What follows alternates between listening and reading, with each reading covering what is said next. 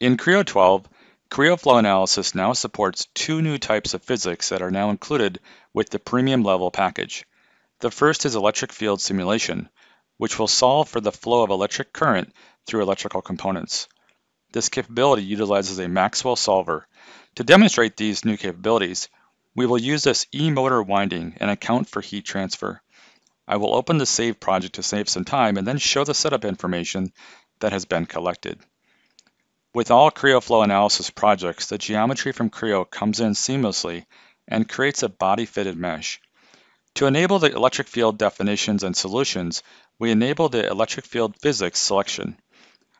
Next, let's review the boundary conditions that we have defined for the components in this simulation. For the inlets, we have specified a 90 degrees Celsius temperature and a specified total current of 250 amps for these three components. All of the components have material properties defined for various components such as copper terminals and insulator bars. In addition, we have also specified some exchange coefficients and a convection ambient temperature. The outlet boundary condition will use a temperature of 160 degrees Celsius and a specified voltage of 0 volts. For this simulation, we have defined some solid properties for the components within the path of the electric current. After all these domains have been defined, we can then run this simulation. For this simulation, it only takes a few seconds to converge and complete. Now let's review the results. First, we will look at the temperature result, which has a range of 160 to 0 degrees Celsius with much of the components within the 90 degree range. Another electric field specific result is the electric potential.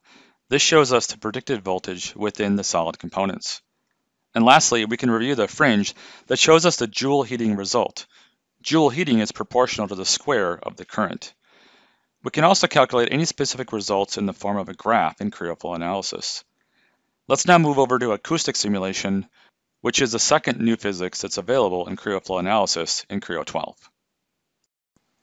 This next example will demonstrate the aeroacoustic simulation of a propeller. As we enter Creo Flow Analysis, we will open a saved project, which will save some time in assigning boundary conditions. For this simulation, we have a rotating propeller at 5100 RPM, and we've defined a flow domain, as you can see in the Creo window, that is downstream of the propeller. We're going to use the broadband source model for this simulation, which is one of the three analysis types available with the Creo Flow Analysis acoustic solution. We will select the acoustics physics in the selection window, which provides all the acoustic specific definitions we will use for pre and post processing of this simulation. The boundary conditions for the propeller are shown here, and the Creo Flow Analysis integration with Creo makes the meshing very simple for the user.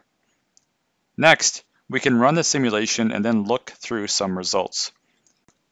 First, we can see the pressure display on the section plane through the results. Also, we can monitor the residuals converging during the solution. And finally, we can see the decibel level that this rotation is creating. Both electric field and acoustic physics brings our premium customers more capabilities within Creo Flow Analysis that are prototype accurate and easy to use integrated solutions with Creo.